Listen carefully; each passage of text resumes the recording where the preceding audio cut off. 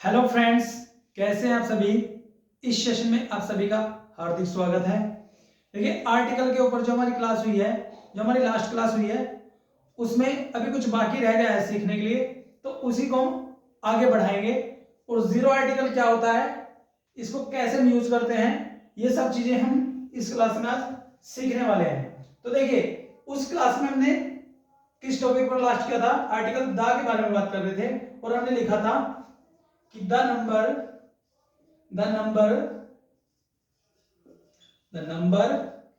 you have called is speaking to someone else। ठीक है, someone else। The number you have called is speaking to someone else। तो देखिए, जो mobile की जो डिवाइस है, उसके अंदर जो डिवाइस बोलती है, वो क्या करती है कि नंबर के पहले दा का यूज करती है। और वो इसलिए दा का यूज करती है क्योंकि उसी नंबर को हम एक बार कॉल कर चुके होते हैं, तो उसी के बारे में बताने के लिए, उसी नंबर के बारे में बताने के लिए, जब उसी नंबर का जिक्र दूसरे सेंटेंस में हुआ, तो इसलिए उसके लिए क्या आया, दा। ठीक है, उसके लिए क्या आया, दा। तो देखिए, जैसे कि हम बोलते हैं कि I have a pen, I have a pen. और यदि इसी पेन के बारे हम दोबारा जिक्र करेंगे, तो देखिए हम बोलेंगे the pen was gifted by my friend. तो देखिए, ये जो ए पेन है, इसी पेन के लिए क्या आया है, द पेन। इसी पेन पहले क्या था, ए पेन, और जब दूसरे सेंटेंस में उसी का रिपीटेशन हुआ, तो उसके लिए हमने क्या यूज किया, आर्टिकल द। तो आर्टिकल द का यूज हम कहां पर करेंगे और कहां पर नहीं। ठीक है, तो इसके लिए हम आगे बढ़ते हैं और सीखते हैं कुछ बेहतर। देखिए, ये जो जीरो आर्टिकल है, इसके बारे में बात करेंगे हम। देखिए, जिस सेंटेंस में हम दा का यूज नहीं करेंगे, कि हम दा का यूज कहां पर नहीं करेंगे, ठीक है, तो इसको हम जीरो आर्टिकल से रिलेट करेंगे। देखिए, जैसे कि सबसे पहले नाउन, और नाउन के बारे में यदि हम बात करेंगे, तो हमारा क्या होता है, प्रॉपर नाउन। हमारा क्या होता है, प्रॉपर नाउन। दूसरा क्या होता है हमारा, कॉमन नाउन। और तीसरा होता है हमारा कलेक्टिव नाउन। और हमारा क्या होता है, मटेरियल नाउन।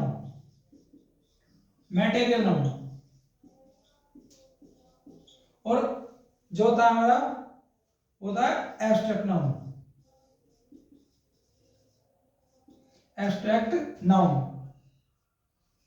ठीक है, तो देखिए, हम आर्टिकल द का यूज हम इनमें से किसके लिए करेंगे और किसके लिए नहीं।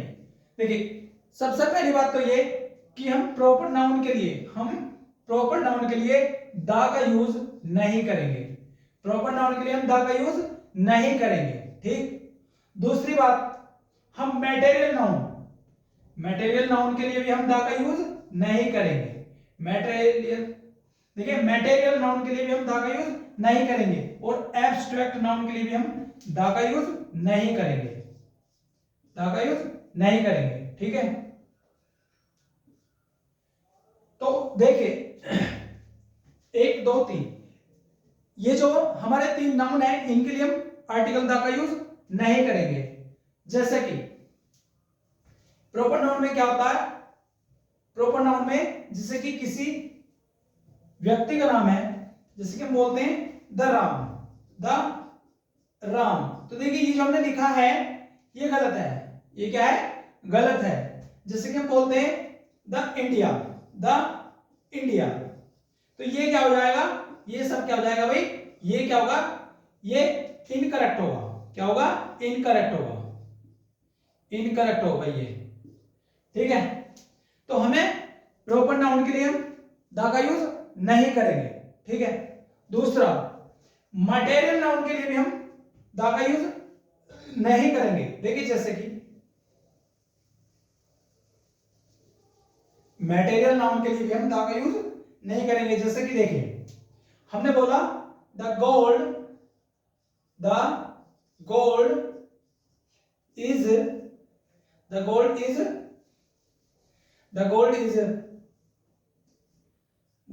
इज वेरी एक्सपेंसिव, ठीक है। तो ये सेंटेंस क्या होगा भाई, ये सेंटेंस जो होगा वो क्या होगा, ये इनकरेक्ट होगा। क्या होगा, इनकरेक्ट।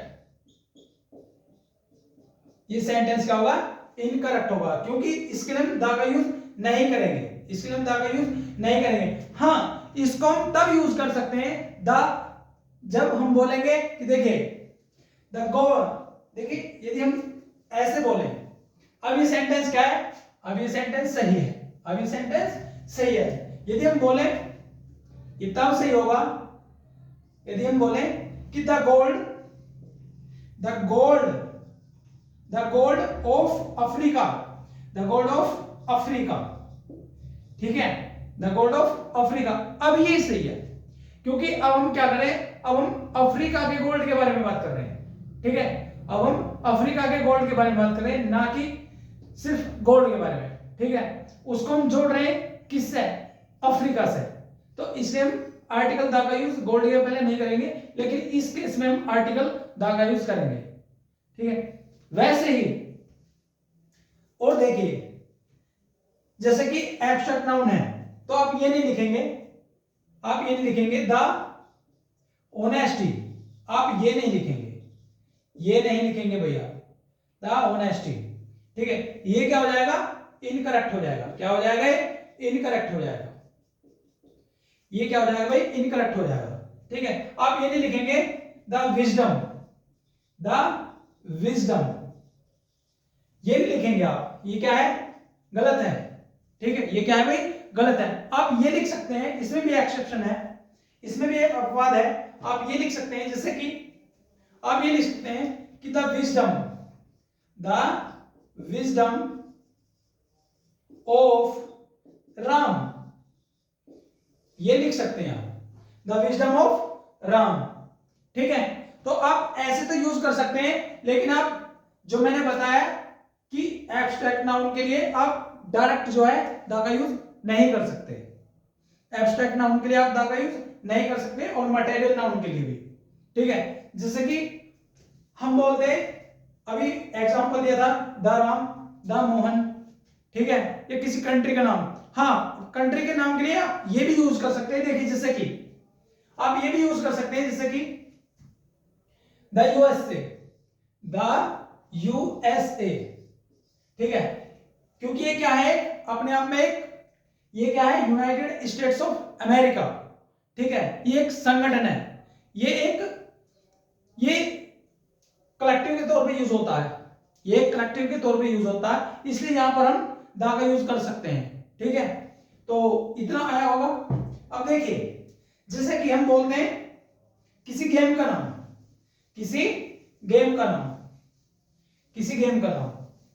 हम बोलते हैं कि I am playing the football, तो ये क्या हो जाएगा, भाई, ये सेंटेंस जो होगा, ये एक इनकरेक्ट सेंटेंस होगा, इनकरेक्ट सेंटेंस होगा। ये सेंटेंस एक इनकरेक्ट होगा। हम बोलेंगे I am playing football, I am playing cricket, ना कि I am playing the cricket, ठीक है। और देखिए, जैसे कि आप ये तो बोल सकते हैं कि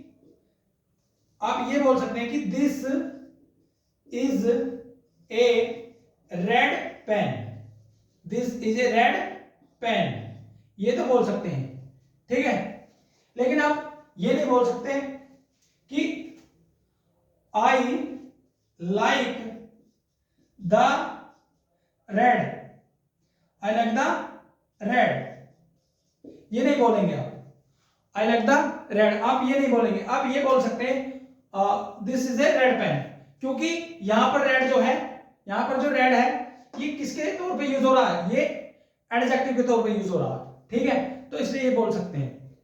और देखिए अब बिल्कुल हम जीरो आर्टिकल के बारे में बात करेंगे और सेंटेंस में उसका कैसे यूज होता है और कैसे नहीं होता उसके बारे में बात करेंगे। देखिए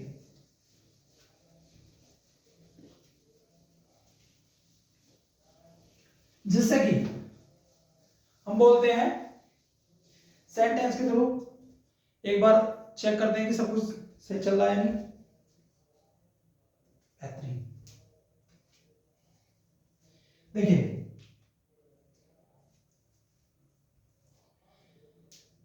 जो स्थान जिस काम के लिए बने हुए हैं, जो स्थान जिस काम के लिए बने हुए हैं, यदि वहां पर जाने का उद्देश्य वही हो जिस काम के लिए वो बने हैं, तो उसके लिए हम आर्टिकल द का यूज नहीं करते। देखिए जैसे कि हम बोलते हैं कि I went to the market, I went to the market, I went to the market to purchase, to purchase, to purchase a TV, purchase a TV, ठीक है। तो देखिए जो सेंटेंस लिखा हुआ आपके सामने कि I went to the market to purchase a TV, तो देखिए ये सेंटेंस है इनकरेक्ट सेंटेंस है। देखिए क्यों, क्योंकि यहां पर हम आर्टिकल द का यूज नहीं करेंगे, हम आर्टिकल द का यूज नहीं करेंगे, क्योंकि जो मार्केट है, जो बाजार है, वो होता ही खरीदारी के लिए है। जो बाजार है, जो हमारा मार्केट है, वो होता ही खरीदारी के लिए है, तो इसलिए हम यहां पर आर्टिकल द का यूज नहीं करेंगे। जैसे कि हम बोलते हैं, जैसे कि हम बोलते हैं कि वी गो टू द, यदि हम बोले we go to the church, we go to the church on Sunday, on Sunday, ठीक है, ऑन संडे। तो देखिए ये जो सेंटेंस आपके सामने we go to the church on Sunday, तो ये सेंटेंस क्या हो जाएगा, गलत हो जाएगा, क्योंकि ये सेंटेंस क्या होगा भाई, गलत होगा, क्योंकि we go to the church on Sunday ये एक सेंटेंस गलत है, ठीक है, क्योंकि यहां पर चर्च के लिए, हम इस चर्च के लिए जो है हम आर्टिकल द का यूज नहीं करेंगे, आर्टिकल द का यूज हम चर्च के लिए नहीं करेंगे, क्योंकि संडे को क्या होता है, हम संडे में चर्च, जो हम संडे को चर्च ही जाते हैं, ठीक है ना, जो हम संडे वाला दिन जो चर्च जाते हैं वो इसीलिए जाते हैं पूजा करने के लिए, ठीक है ना, वहां पर अपनी प्रार्थना करने के लिए जो लोग जाते हैं वहां पर, वो क्या करते हैं, वो जाते ही चर्च अपने भगवान को मनाने के लिए या अपनी प्रार्थना के लिए वो जाते हैं, तो इसलिए हम यहाँ पर आर्टिकल द का यूज नहीं करेंगे। जैसे कि एक सेंटेंस बोल लीजिए, जैसे कि बोलते हैं कि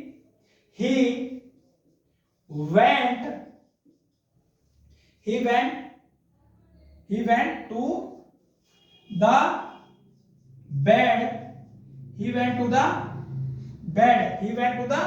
bed at 10 p.m.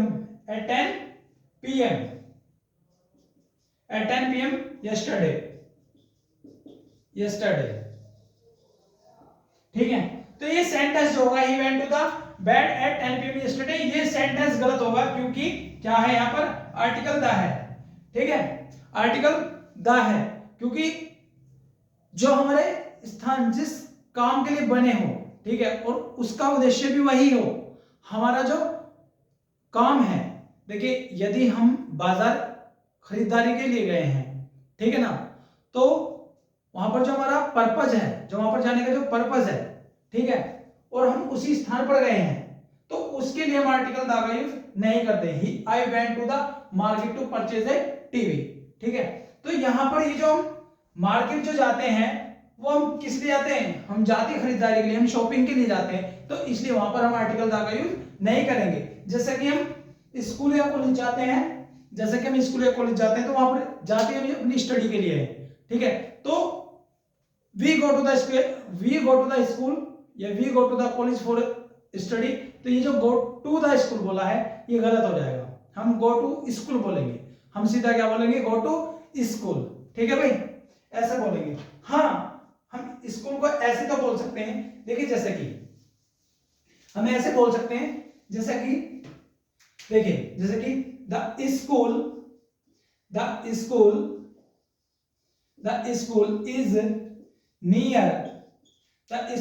Near, the school is near, near Ram's house, Ram's house, ये तो हम बोल सकते हैं, हम ये बोल सकते हैं और हम ये लिख भी सकते हैं, the school is near Ram's house. जैसे कि एक और देखिए कि आई विल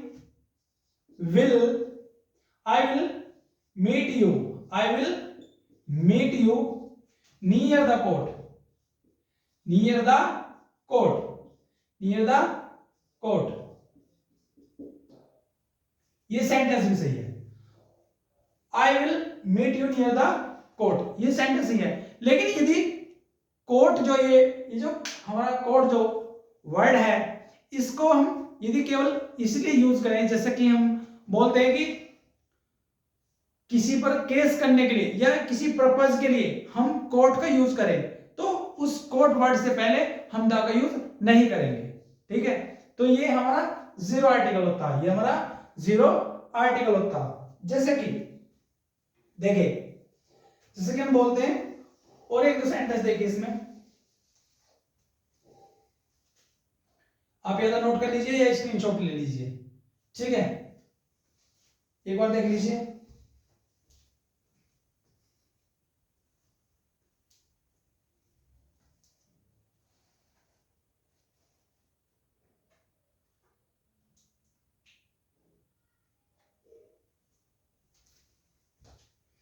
देखिए, यदि कोई इलेक्टेड होता है किसी चीज के लिए, ठीक है, तो उसके लिए भी हम आर्टिकल दा का यूज नहीं करते हैं। ठीक है, देखिए, या किसी एक पोस्ट पे, किसी पोस्ट के लिए हम यूज करते हैं, जैसे कि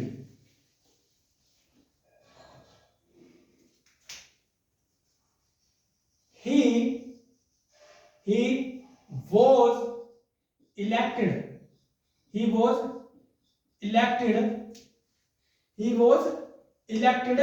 MLA। ठीक है, he was elected MLA। तो यहां पर देखिए, यदि हम बोलते हैं he is an MLA, तो वो सेंटेंस तो सही है, लेकिन इस सेंटेंस में ना ही तो ए है, ना ही एन है, और ना ही द है। इसी को हम क्या बोलते हैं, जीरो आर्टिकल। इसी को हम क्या बोलते हैं, जीरो आर्टिकल। देखिए, we made him